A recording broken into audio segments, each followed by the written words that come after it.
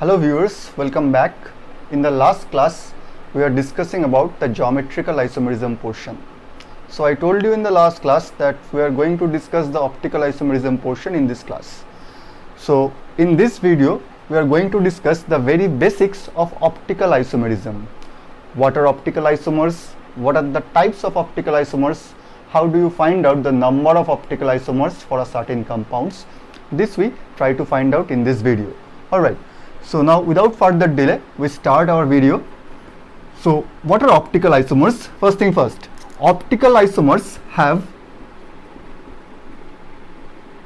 same physical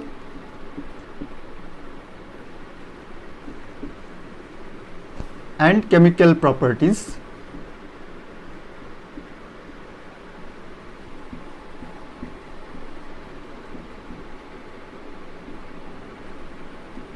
and only differing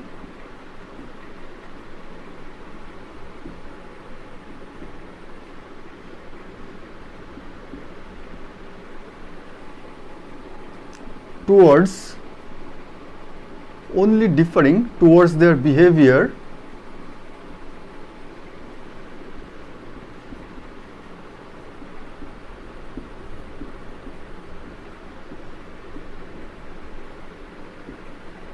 with a polarized light.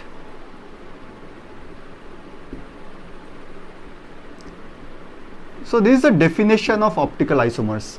Okay, so optical isomers, they have similar or same physical and chemical properties, but they interact differently with a plane polarized light. So what is a plane polarized light? I'll be telling you right now. Just to understand, optical isomers, they interact differently with a plane polarized light. So either one isomer, if it rotates a plane polarized light in the right hand side direction, other isomer has to rotate the plane polarized light in the left hand side direction. So this is the difference when we are talking about some optical isomers. Alright, so they interact differently with a polarized light. This is the very definition of optical isomers. Right, now we move on to the next thing. So what about the requirements for optical isomerism? What are the requirements? Correct.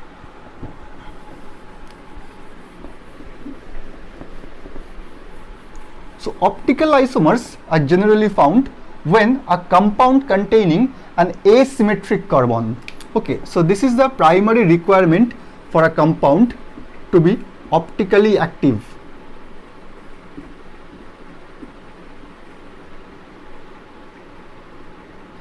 Often this is called a chiral carbon. So whenever a compound containing a chiral carbon or an asymmetric carbon atom, therefore the compound will be optically active in nature. Now what am I meaning by optically active compound? What does it mean? What is the term mean, optically active? So as I already told you, isomers, those are different with respect to their interaction with a polarized light. They are called optical isomers. So whenever a compound is optically active, then only there is a question of optical isomerism. Alright, so what is optical activity?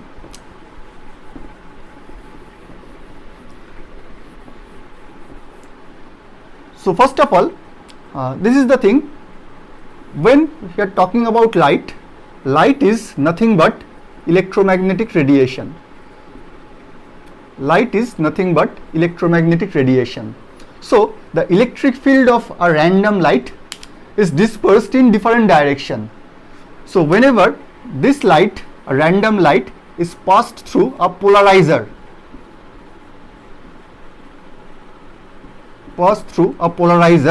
generally a nickel prism is used for this purpose. What happens? This polarizer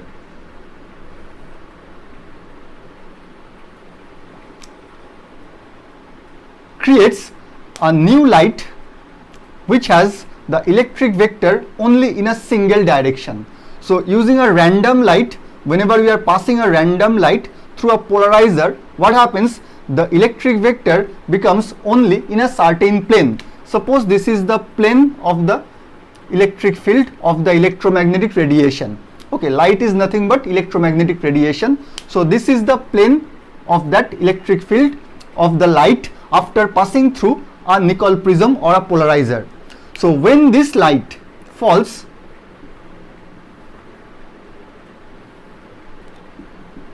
on a solution containing an optically active compound,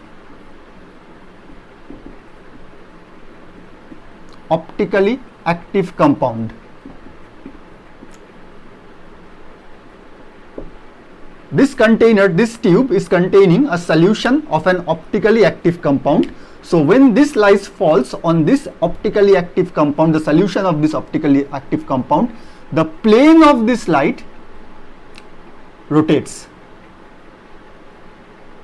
The plane of this light rotates either in the clockwise direction or in the anti-clockwise direction. Okay, so if we are talking about this light falls on this particular solution containing an optically active compound. Therefore, the plane of the light is rotated either in the clockwise direction or right hand side direction, or in the anti-clockwise direction or the left hand side direction. So whenever a compound is doing this kind of a thing, that compound is called an optically active compound. If the compound is rotating the light in the right hand side direction, it is called dextrorotatory.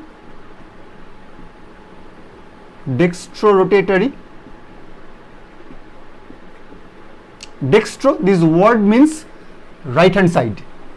And if the compound is rotating the light in the left hand side direction or anti-clockwise direction, it is called levorotatory.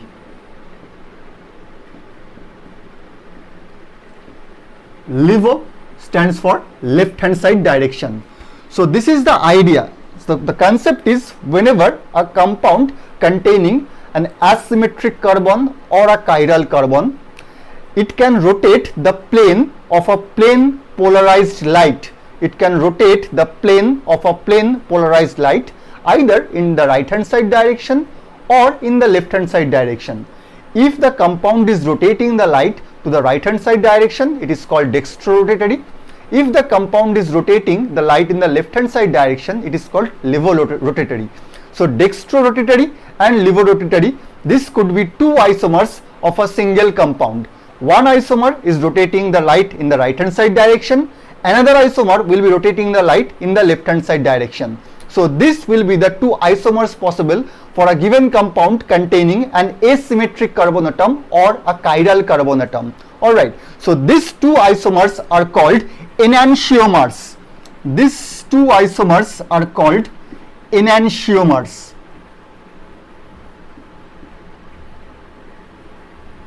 So enantiomers are pair of compounds which only differ with respect to their optical rotation.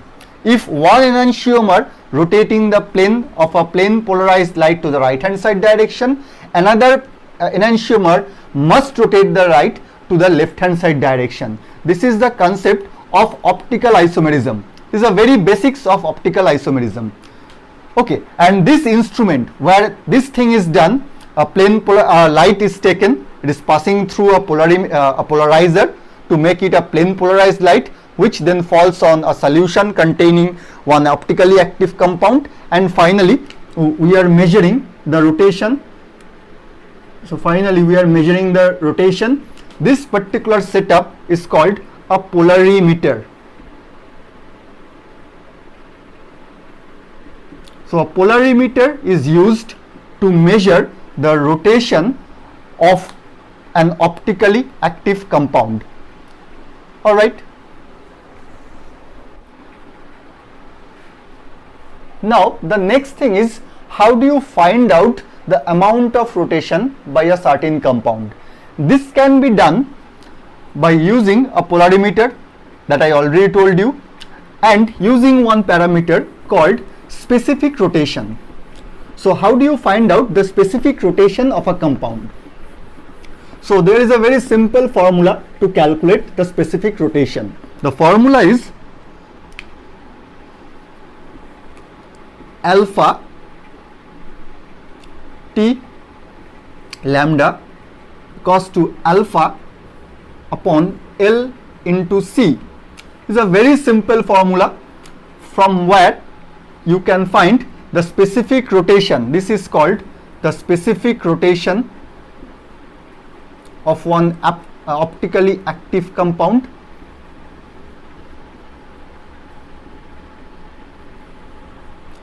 Lambda is the wavelength of the light taken. Generally, a sodium D line is used for this purpose. A sodium D line is used for this purpose.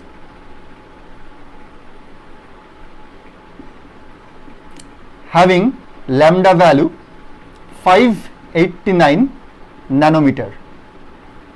So often you find out in your book there is written alpha 589 20. This signifies in that polarimeter a sodium D line is used. You can find out from this lambda value, and the experiment has been done at 20 degrees Celsius. That's why this kind of a thing is written in your book. Alright, so specifically this is alpha at lambda wavelength and temperature T, which is equal to alpha upon L into C. This alpha is the rotation found from the polarimeter during that experiment, found from polarimeter during the experiment. This is the length of the tube. You remember there was a tube where the solution of the optically active compound is taken. So this is L is the length of the tube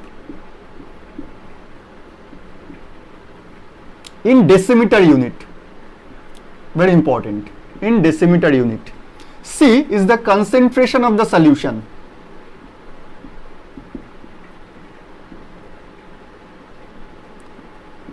In gram per ml unit. So if you put all the values alpha, L and C, you can find the specific rotation of a given compound. If the specific rotation comes plus, suppose the specific rotation of a compound is plus 250. So therefore the conclusion will be the compound rotates the light in the clockwise direction, in the right hand side direction.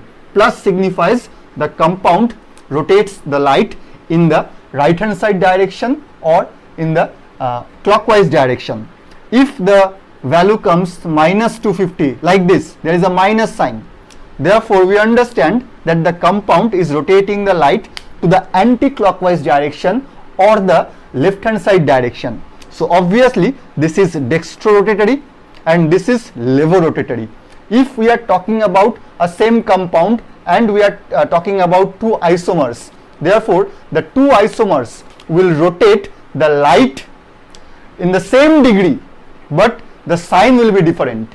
This I already told you. If one enantiomer is rotating the light in the right hand side direction by suppose 25 degree, therefore the levorotatory, the other enantiomer must rotate the light to the left hand side direction by the same degree. Only the side, the rotation side is different. If one is rotating to the right hand side direction, another one has to rotate in the left hand side direction. So and this is how, using this formula, we can calculate the specific rotation of a given optical compound. Very important with respect to your competitive exams. Alright.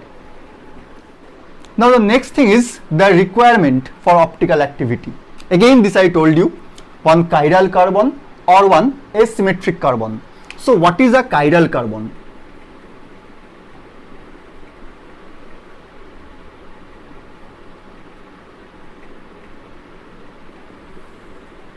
A chiral carbon is a carbon atom which is attached to 4 different groups.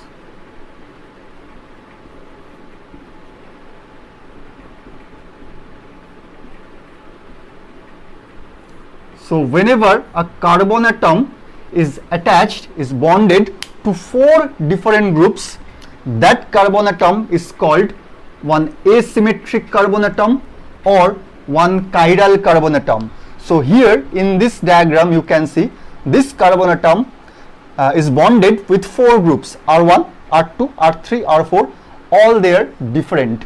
So this carbon atom is a chiral carbon atom and it is denoted by an asterisk. Okay, so whenever you see this kind of a star, asterisk is given on a carbon atom, we understand they are talking about a chiral carbon atom. Correct? Now for example, suppose carbon OH, H,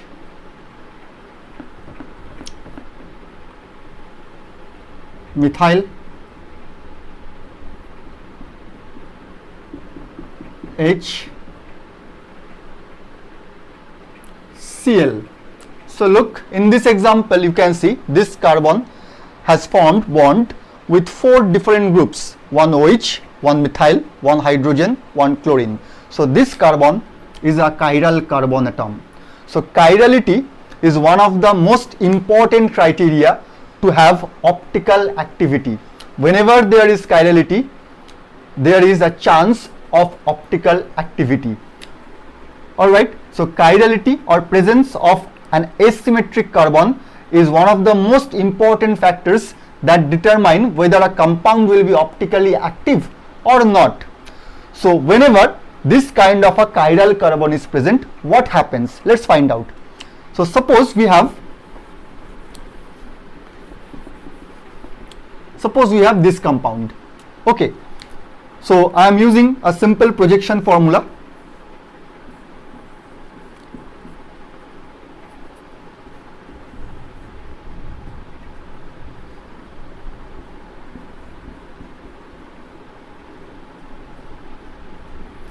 Suppose I am drawing this 3-dimensional compound. Obviously you can understand this is a 3-dimensional compound because this carbon is sp3 hybridized, so it is tetrahedral in shape. Okay, this bond, this bold bond, this means this group is above the plane of the board, and this dotted bond, this means that hydrogen group is below the plane of the board. Okay, but for simplification we are drawing this thing on a board, on a plane. Okay, so suppose this is our compound for simplified understanding, and we have placed a mirror over here. What happens if we are taking the mirror image of this compound? So we have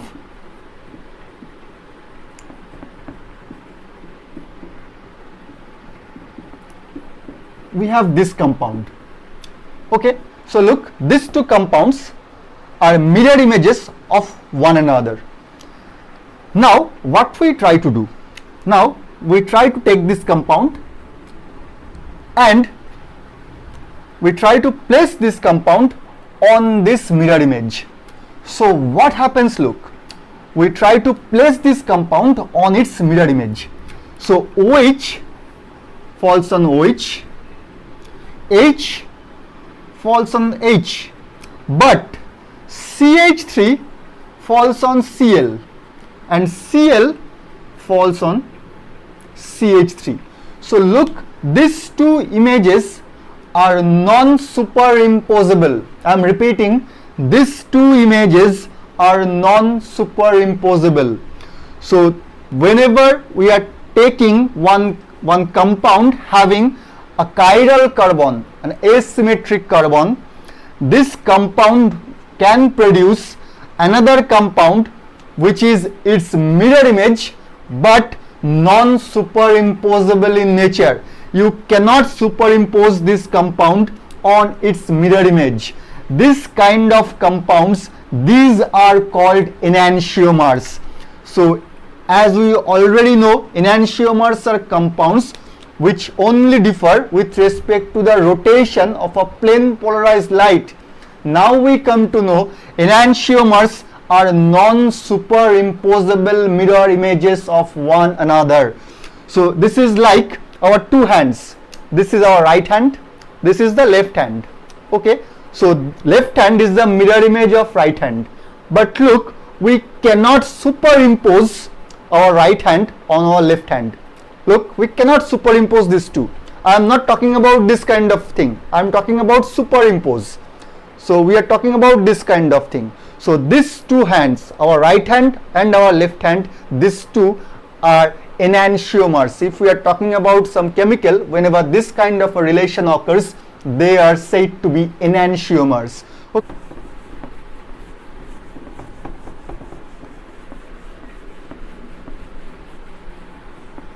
Now, what are the properties of enantiomers?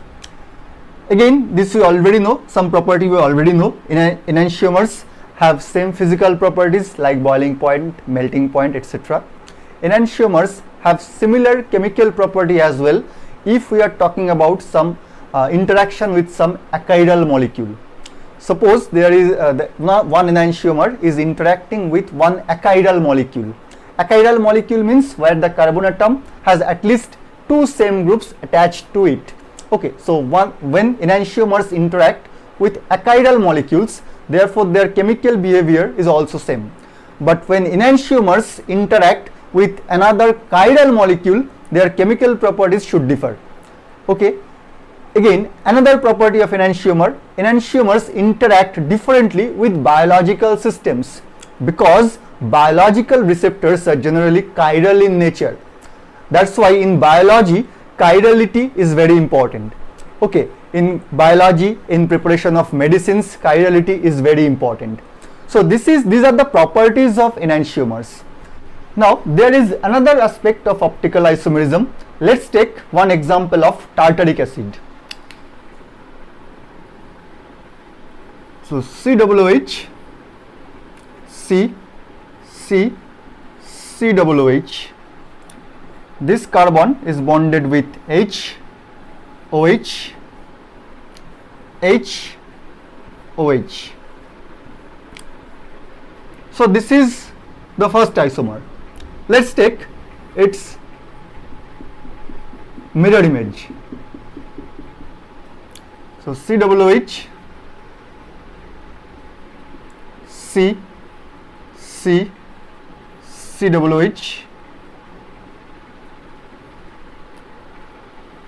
OH,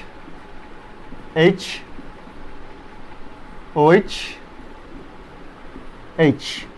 So look, these two are mirror images of one another, but these two are non-superimposable. So of course we understand these two are enantiomers. And we have, look, two chiral carbon atoms. Look, we have this carbon is bonded with COOH, OH, H, and this group as a whole. So the four groups bonded to this carbon atom, they are different. Similarly, if you consider this carbon atom, it is bonded to H, OH, COOH, and this group as a whole. So obviously the four groups are different. So this carbon is also one asymmetric carbon atom. So we have two asymmetric carbon atom in tartaric acid. We are talking about tartaric acid. So if this is the dextrorotatory version, therefore it will be the levorotatory version. Okay, I am not talking about the side of rotation for this given compounds. Okay, maybe it is a plus, maybe it, and then it has to minus, or if it is a minus, then it has to be plus. Now there is another possibility. The possibility is COOH,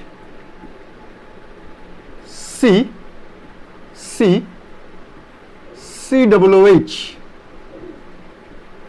OH, H, OH, H. This is a third possibility. So number 1, number 2, and number 3. So these are the three possibilities. Look at them carefully. These are the three possibilities for tartaric acid. Correct? So as I told you, these two are the enantiomers because they have a mirror image relationship. One is mirror image of another. This is the mirror image relationship between these two. So these two are called enantiomers.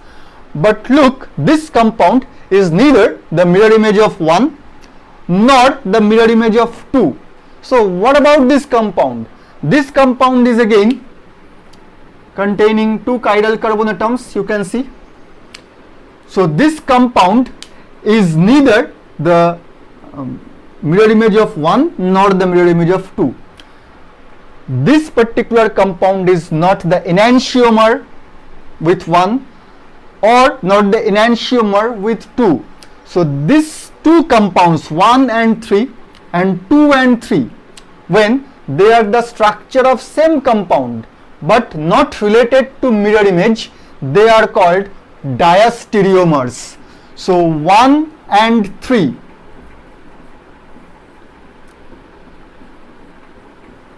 and 2 and 3, they are called diastereomers.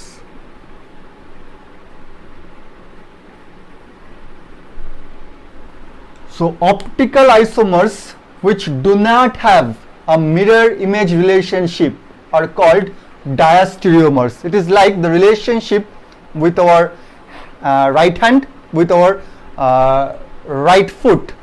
This is the relationship. They are not mirror image to one another, but they are optical isomers.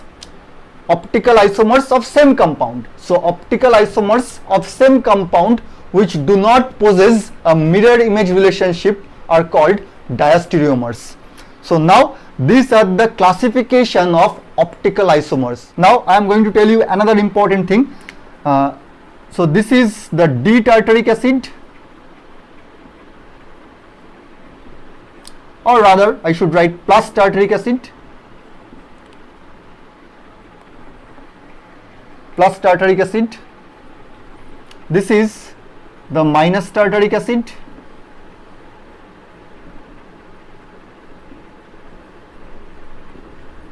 What about this compound? This is an obvious question. This compound is rotating the light to the right hand side direction. This compound is rotating the light to the left hand side direction by the same amount. What about this compound then? Now, whenever you find out this kind of a structure where you can see there is a symmetry element present in the molecule. What is the symmetry element? Let's place a mirror at the middle of this compound like this. Suppose this is a mirror plane. So look, one side is mirror image of another side. This side is the mirror image of this side, or vice versa. Okay, whenever this kind of a situation occurs in a compound, there is a mirror symmetry. Therefore, the compound is optically inactive. The compound is not rotating a plane polarized light. This type of compounds are called mesocompounds or plus minus. This type of compounds are called mesocompounds.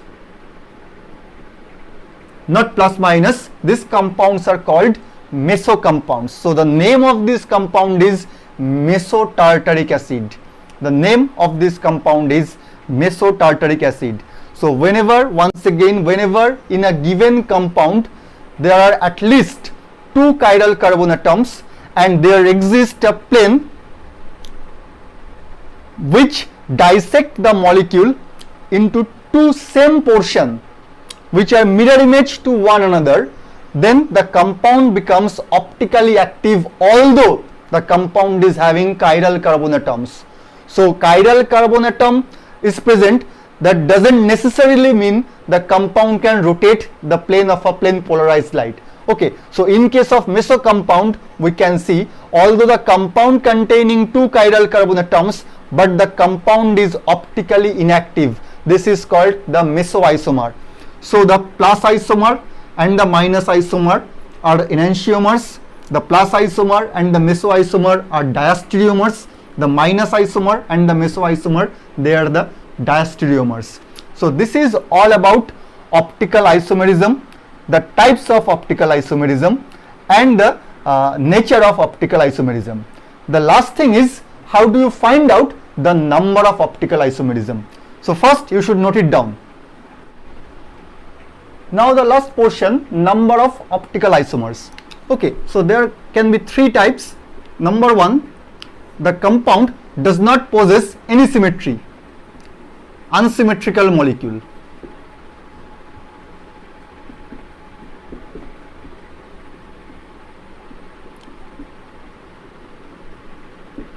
Unsymmetrical molecule. So the number of d, small d or plus, and L, small l or minus isomers equal 2 to the power n, where n is the number of asymmetric carbon atom.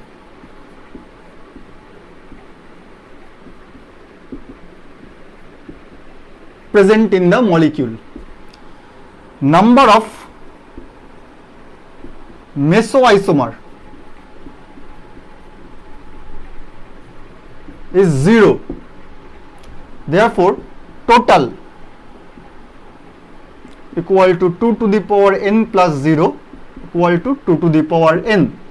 So this is absolutely simple.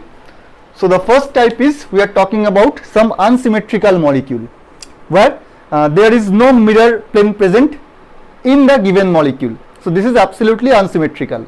So in that case, the number of optically active isomers, that is D or plus and small l and minus isomers, dextro and levo isomers, is given by 2 to the power n, where n is the number of chiral center, number of asymmetric carbon atom, and the number of mesoisomer is 0.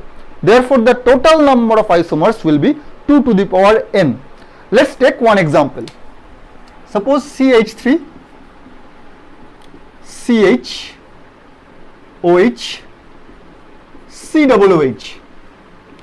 So you can see this carbon is the chiral carbon atom bonded with 4 different groups, CH3, H, OH, COOH.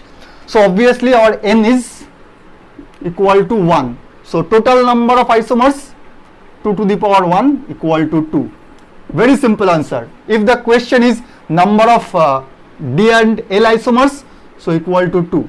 The question is number of mesoisomer, equal to 0. So look how simple this is. You know the formula, you put the value of n in the given formula, you find out the number of optical isomers for a given compound. Okay, this is lactic acid. This compound is lactic acid.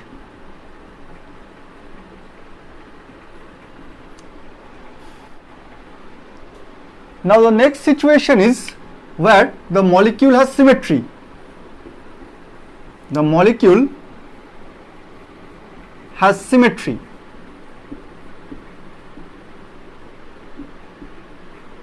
And has even number of chiral carbon.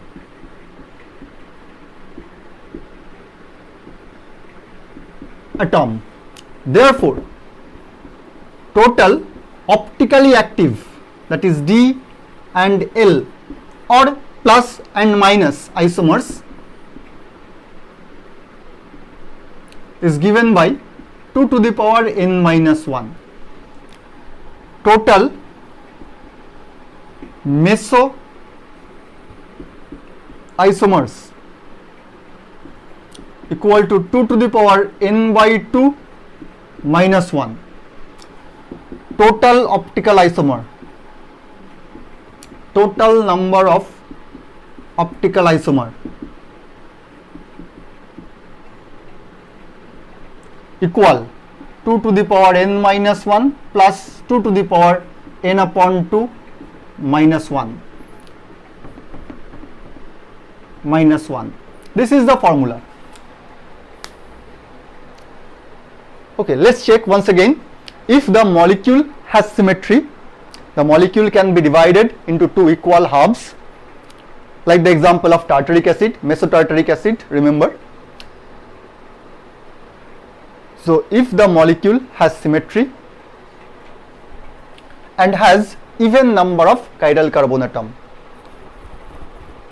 okay, therefore total number of D and L isomers will be 2 to the power n minus 1. where we already know n is the number of chiral carbon atoms, and total number of mesoisomers will be 2 to the power n upon 2 minus 1. So this is the therefore the total number of optical isomers will be the summation of these two, 2 to the power n minus 1 plus 2 to the power n upon 2 minus 1. So let's take the example of tartaric acid once again. So look, this is the example of tartaric acid. We have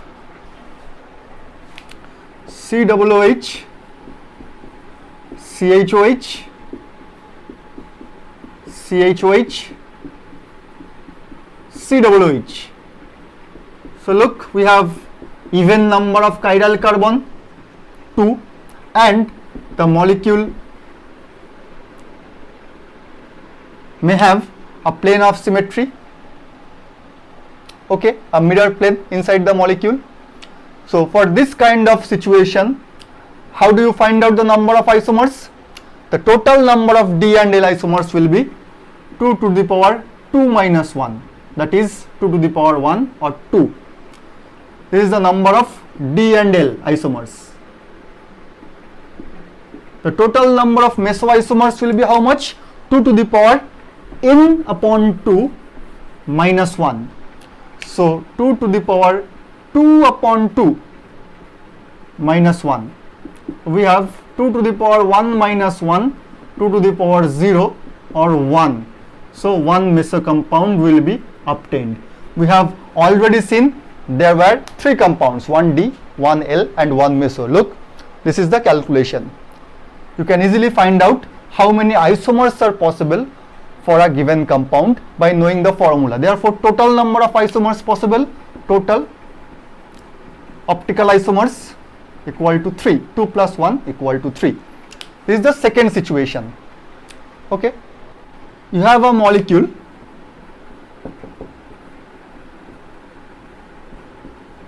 the molecule has symmetry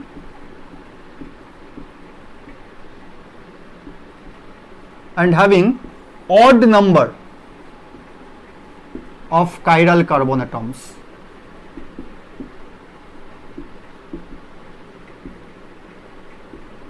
Therefore, number of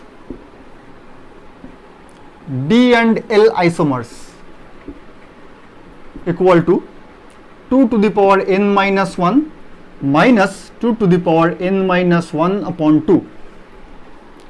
Number of meso equal to 2 to the power n minus 1 upon 2.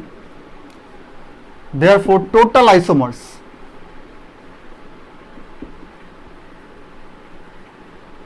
equal to 2 to the power n minus 1 minus 2 to the power n minus 1 upon 2 plus 2 to the power n minus 1 upon 2. So these two are getting cancelled. You have 2 to the power n minus 1. So using this formula, you can find out the number of optically active isomers, number of mesoisomers and the number of total optical isomers for a given compound. Okay, so let's take one example.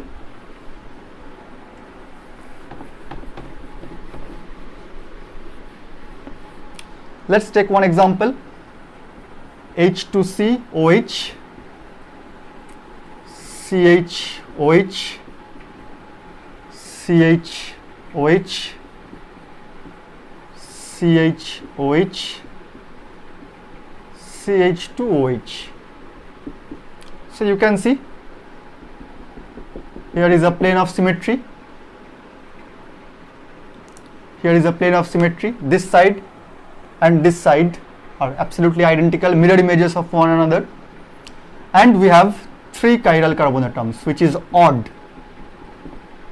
Therefore, the total number of D and L forms. So total number of D and L forms, how much? We can calculate using this formula. So look, 2 to the power 3 minus 1 minus 2 to the power 3 minus 1 upon 2. So 2 square minus 2 to the power 1. So 4 minus 2 equal to